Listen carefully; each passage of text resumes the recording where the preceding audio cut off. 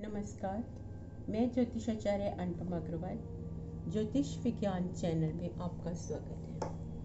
हम आज इस कर्क लगन की कुंडली का विश्लेषण करने जा रहे हैं। यह एक कर्क लगन की कुंडली है जो कि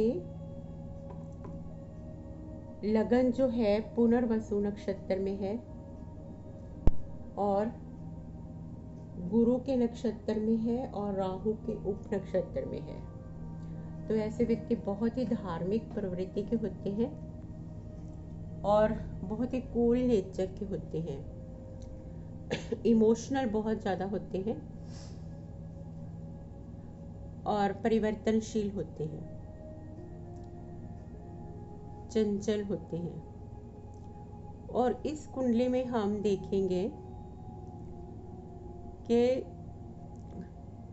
लग्नेश चंद्रमा जो है 6th हाउस में राहु के साथ है, धनु राशि में। तो इनको गुस्सा कभी कभी बहुत तेज आता है और राहु के साथ है 6th हाउस में, तो बहुत जल्दी विचलित हो जाते हैं। ऐसे व्यक्ति कभी कभी बहुत ज़्यादा सोचते हैं, लगातार इनके मन में लगातार विचार आते रहते हैं और बहुत ही टेंशन में आ जाते हैं कभी कभी। लेकिन ये बहुत ही पावरफुल कुंडली है। इसमें राजु कारक ग्रह मंगल जो है वो 7th हाउस में उच्च का है, तो इनका भाग्योदय जो है हस्बैंड के थ्रू है।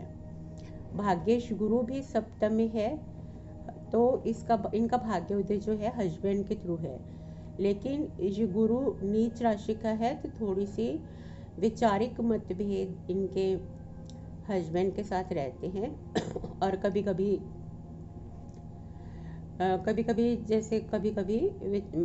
मतभेद रहते हैं।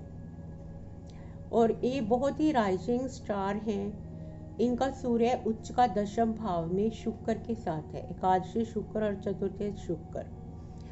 तो बहुत ही अच्छा धन योग बना हुआ है। द्वितीय सूर्य जो है एकादशी शुक्र और चतुर्थ शुक्र के साथ 10th भाव भी है। तो ऐसे व्यक्ति बहुत ही यश मान सुख समृद्धि मिलती है इनको और बहुत ही नाम रोशन होते हैं ऐसे व्यक्तियों का। लेकिन ये व्यक्ति में लाइफ में बहुत अच्छा हाईली राइज कर सकते थे। लेकिन इनका एक वीक पॉइंट है कि चंद्रमा जो है लग्नेश चंद्रमा वो 6th हाउस में राहु के साथ ग्रसित है और इनकी कुंडली में काल सर्प योग भी बन रहा है। लेकिन वो इतना प्रभावी नहीं है क्योंकि वो राहु के मुख में नहीं आ रहे सभी ग्रह। तो कुंडली तो इतनी स्ट्रॉन्ग है, जैसे इंदिरा गांधी की कुंडली में भी कर्क लगन की कुंडली थी उसकी उनकी भी, और उसमें भी काल सर्प योग बन रहा था। लेकिन इनका चंद्रमा वीक होने के कारण वो उतनी तरक्की नहीं कर पा रहे हैं। और दूसरा, भाग्य हाउस में जो बुध ग्रह बैठा हुआ है नीच का, द्वादशीश और तृतीय शुक्र भाग्य हाउस में बैठा हुआ है। तो इनको उपायों के तौर पर एक तो जैसे प्रेजेंट समय में इनकी राहु में गुरु की दशा चल रही है और गुरु में चंद्र, ये है 26 मई 2021 से 7 अगस्त 2021 तक रहेगी। तो अभी जैसे जो चंद्रमा जो है इनका 6th हाउस में है और चंद्रमा जो केतु के नक्षत्र में है, तो इस समय बहुत ज़्यादा डिस्टर्बेंस है माइंड की। और राहु भी 6th हाउस में है और राहु में गुरु जो है 7th भाव में है, 7th भाव में नीच का होकर बैठा हुआ है। तो ये जो प्रेजेंट टाइम है तो बहुत ही डिस्टर्ब पीरियड है इनका लाइफ का। और इसमें क्या है, लेकिन इनकी कुंडली में एक विशेषता है कि ये सप्तमेश जो है शनि वो इनकम हाउस में बैठा हुआ है और इनको जो भी लाभ है सप्तमेश हस्बैंड के थ्रू है, जो भी प्रॉफिट होना है हस्बैंड के थ्रू ही है। इनका भाग्योदय भी हस्बैंड के थ्रू है। और उपायों के तौर पर इनको ये जैसे भी राहु की दशा चल रही है तो किसी भी अमावस्या को चांदी के सांप सापिन का जोड़ा शिवलिंग पे चढ़ाएं। और दूसरा उपाय है कि अभी 7 तरह का अनाज जो है वो पंछियों को डालें डेली। और जैसे इनका एक चंद्रमा भी थोड़ा वीक है तो ये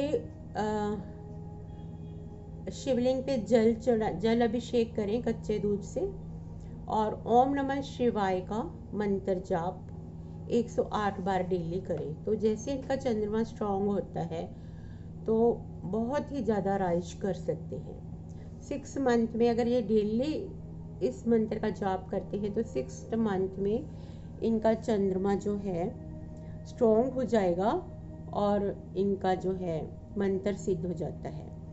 तो जो चंद्रमा से रिलेटेड जो भी प्रॉब्लम है, जैसे इमोशनैलिटी है और यूरिन इन्फेक्शन या मेंस्ट्रुअल प्रॉब्लम्स इनको रह सकती है, और जैसे मन विचलित होना और बहुत जल्दी नर्वसनेस फील करना, तो ये सारी चीज़ें इनके जो है चंद्रमा से रिलेटेड है। तो जैसे इनका चंद्रमा स्ट्रांग होता है तो ये सारी प्रॉब्लम्स ऑटोमेटिकली सॉल्व हो जाएंगे। और इनका पंचमेश मंगल जो है वो उच्च का होकर बैठा है 7th हाउस में। तो बच्चे भी बहुत शानदार राइज करेंगे, उनका बहुत ही भविष्य बहुत ही बढ़िया है। और हाँ, और एक और पॉइंट है, इनके 12th भाव में केतु है तो इनका मोक्ष प्राप्ति का योग है।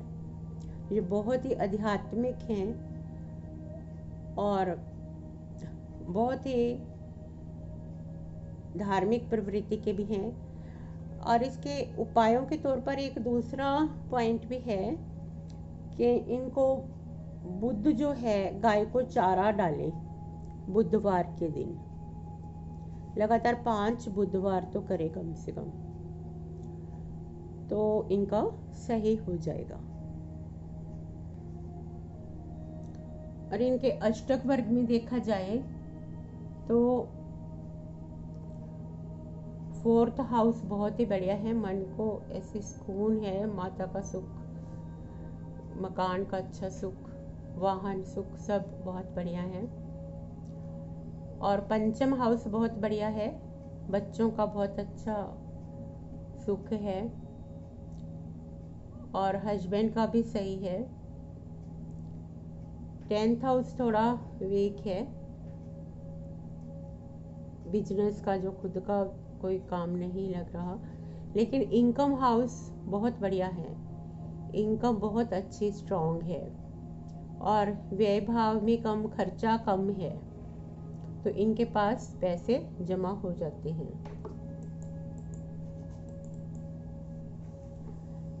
पैसे जमा रहेंगे, इसमें मेहनत कम है और इनकम ज़्यादा है, जितनी मेहनत करते हैं उससे ज़्यादा इनकम है और खर्चा उससे कम है।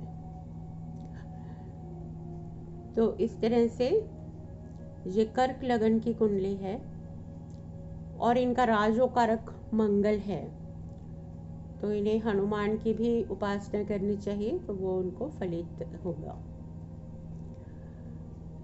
और इसमें हाँ भी कर्क लगन के व्यक्तियों को भूल कर भी पन्ना नहीं पहनना चाहिए, पन्ना इनके लिए बहुत ही हानिकारक है। बुद्ध के उपाय के तौर पर इनको गणेश जी की पूजा कर सकते हैं या गाय को चारा डालें। मंगल इनके लिए राजोकारक ग्रह है, चंद्रमा भी राजोकारक ग्रह है और गुरु भी अच्छा है। लेकिन नग के तौर पर ये चंद्रमा क्योंकि 6ठे घर में है तो हम ये इसकी पूजा और उपासना ही करनी चाहिए।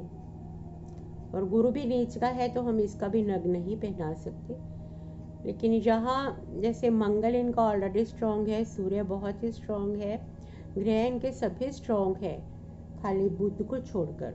बुध थोड़ा वीक है, लेकिन बुध जो है इनका बेनिफिट प्लैनेट नहीं है, ये द्वादशेश और तृतीयेश है, अकारक ग्रह है।